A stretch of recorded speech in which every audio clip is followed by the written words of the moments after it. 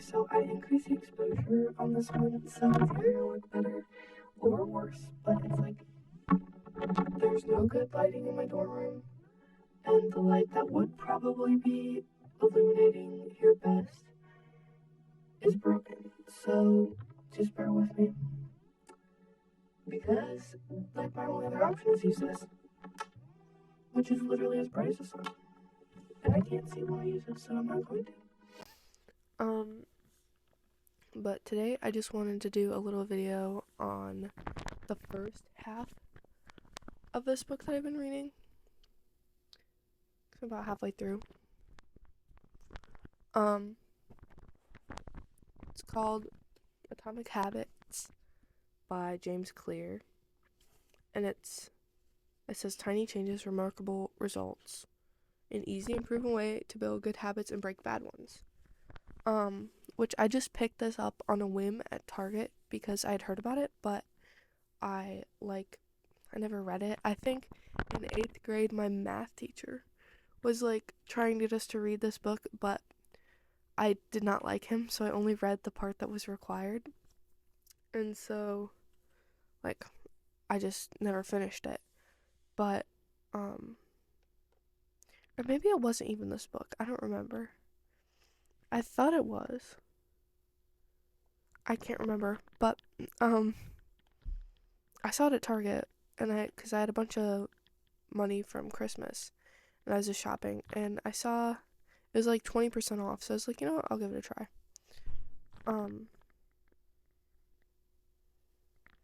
Sorry if it's loud in the hallway. Somebody moved in across from me, and there's always people over there. It's weird. But so anyways, I've gotten about halfway through the book because there's throughout the book it explains the process of what it takes to make a habit, good or bad. And here, let me. Oh, okay. So it's got two processes: one for making a good habit and one for making a bad habit. So making a good habit, it's you make it obvious, you make it attractive, you make it easy, and you make it satisfying. And then breaking a bad habit, it's you make it invisible, you make it unattractive, you make it difficult, and you make it unsatisfying. So right now, I'm in the way they do it is they separate it into chunks of how to make it obvious versus invisible, how to make it attractive versus unattractive, easy versus difficult, and satisfying versus unsatisfying. Right now I'm in the I just finished the make it attractive, and I'm reading through the make it easy. But I've been taking a couple of notes so that I'm actually comprehending what I'm reading. Just pieces that I think are really important. Because so far, I feel like this has actually been really informational, I guess. But I need to stop saying that's a bad habit. So when it comes to making good habits, you need to think of making the habits as doing things to get you towards the person that you want to be, as opposed to just the goal of what you want to accomplish with the habit. So say you want to get fit. When you're making decisions, you don't make the decision based off of, oh, I need to lose weight or I need to stop eating that much. You make it based off of what would a fit person do. And so then it makes it a little bit easier to make that decision, because you could be I want to lose weight, but it's okay if I just eat this one thing, if I just eat that one thing, or skip this one day. But if you're thinking, oh, what would a fit person do in this situation?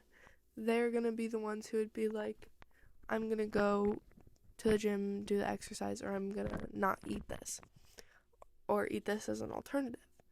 And I mean, it's it's not like it's gonna be easy to just like switch and just say that and have it happen, but it's kind of been helping me, I think. So that's good.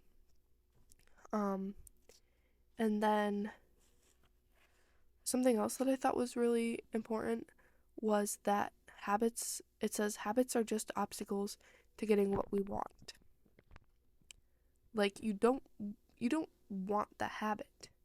You want the result of the habit. Like you don't want to diet or exercise. That's not what you really want to do. You want to get fit. I mean, sometimes you might want to exercise or you might, well, but what you're really looking for is generally the result.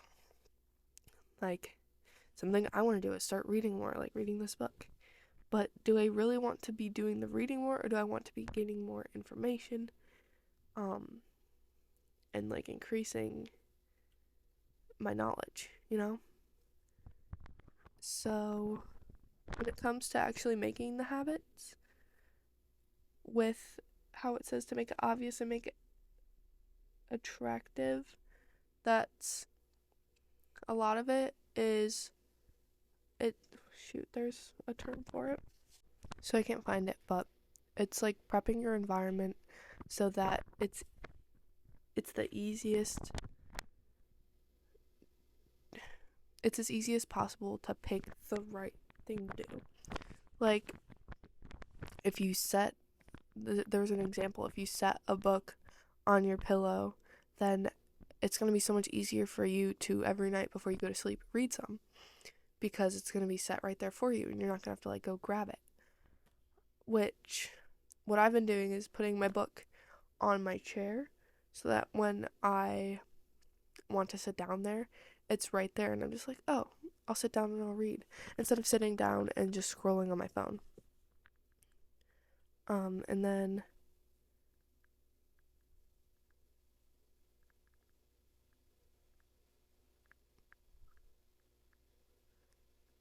it also, so something else that it says is that a lot of times we'll just try to, like we as humans, we'll just try to overcome friction. Like, oh, if I just work harder, if I just do this, if I just really go at it, like, I can make this happen, I can do this. But we shouldn't be trying to push through the friction, we should be trying to reduce it. Like, if you get rid of that friction, you're going to be so much more inclined to do whatever it is that you're trying to turn into a habit. An example in the book was if you want to do 100 push-ups every day. You might start out super strong and be really good at doing your 100 push-ups, but then over time, you're going to be exhausted and you're not going to want to do that 100 because that's a lot of push-ups. So what they suggest is doing a smaller amount, like just doing one push-up a day. Like you're still getting in that little benefit, but you're getting more consistent with it because you think, oh, I can just do one push-up, that's easy. But over time, it'll be easier and easier, and then eventually you'll get to the point where like, oh, maybe I can do 5 push-ups a day, maybe I can do 10. And then even if like you have a day where you're tired, you can still say, well, I'll just do the one push-up, that's better than nothing, you know? So ways that I've been trying to apply this, like apply the things that I've been reading about, is I've got my blender bottle, right? And I've got my pack of protein mix that I've been wanting, like I want to have more protein in my diet. So if I put this blender bottle right on my desk and I have it set up in the morning, it's part of my routine that I'll get up, I'll make this, drink it, and then go brush my teeth. Which, like, that's kind of like habit stacking, which is something they talked about. I'm stacking the habit of drinking my protein shake on top of the habit of brushing my teeth, which both are pretty important. Brushing my teeth probably more so, but So it's become natural to me that before I brush my teeth, I drink my protein shake. Um, and then I've also got my giant water bottle that I leave sitting on my desk. So then in the morning, when I go to the bathroom, I fill up my water bottle. Well, that's even more habit stacking. Because I go to the bathrooms in the morning. Well, I'll add on to that. I'll take my water bottle and fill it up. And then after I fill up my water bottle, I come pour some of it into my blender bottle. So then I can make my protein shake. And then after I drink that, I go brush my teeth. And it's been a really good morning routine for me. And I feel like it's been helping me start the day better instead of just like rolling out of bed and then going to class like I did last semester. Because even though I feel like, oh, I'm getting more time in bed, there's more rest. Like, I wasn't resting. I was just like laying there wishing that I was asleep. But what else have I been doing? Oh, so in terms of making things easy and making things convenient. Okay, I just had to stop for like half an hour because my roommate came back and I didn't want to just be sitting here talking while she was sitting in here. But and then I was like trying to sell books back because I need money, but that's besides the point. So anyways, back to the habits. I was starting to talk about another habit that I've been starting, that it's like I'm making it easier to keep up with, which I'm not even necessarily doing it myself. But so one of my New Year's resolutions was to like get into the gym more often. I mean, basically my resolutions were diet and gym, which the protein shake thing is helping with diet, but I still need to get into the gym more and like work out more consistently. But my track team, we're going to start lifting together after practice, which is going to be really helpful because like I can lift on my own, but it's so much harder to lift on my own. So with lifting with a team, you've got the accountability accountability aspect, that it just like you're gonna be more willing to push yourself and go work out if you're doing it with your team. I feel like that's just how I feel though. So that's gonna be really good for me. I think I've already felt so much better after I've started even just changing my diet, but it's just because I've been struggling with like energy problems. Like I've had such low energy the past year probably, and I'm just super caffeine dependent. But I'm trying to kind of break that habit and drink less coffee and just eat better, which I feel like I'm getting better about, so that's good. But it's only going to be harder when I'm down by the building where the good coffee is, which unfortunately I'm down there a lot because it's right across from the communications building, but that's okay. So yeah, those are really, I think, the main two habits I've been working on, but I'll probably make a part 2 once I read the second half of this book, and maybe I'll have started changing a couple more of my habits so I can kind of update you guys about that, or even update you guys about the habits I've already made. So but that's all I've got for today. So I hope you enjoyed, and I hope you maybe learned something, even if it's just something a little bit about habits. And I hope it gives you guys ideas or makes you want to read the book yourself, because there's so much inside the book,